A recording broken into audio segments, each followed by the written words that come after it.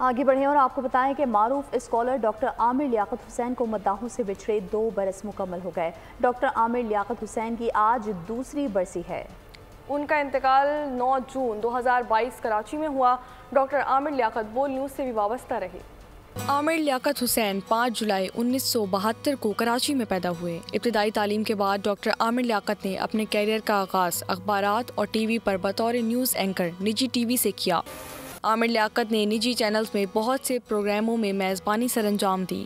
عامر لیاقت سال 2002 سے سال 2007 کے درمیان رکن قومی اسمبلی رہے۔ انہیں پرویز مشرف کے دور حکومت میں مذہبی امور کا وزیر بنایا گیا۔ 2018 کے انتخابات میں وہ پاکستان تحریک انصاف کے ٹکٹ پر دوبارہ رکن قومی اسمبلی منتخب ہوئے۔ ڈاکٹر عامر لیاقت حسین 9 جون 2022 کو دوپہر کراچی میں اپنے گھر میں مردہ حالت میں پائے گئے تھے۔ سبسکرائب کریں اور بیل دبائیں تاکہ کوئی خبر رہ نہ جائے۔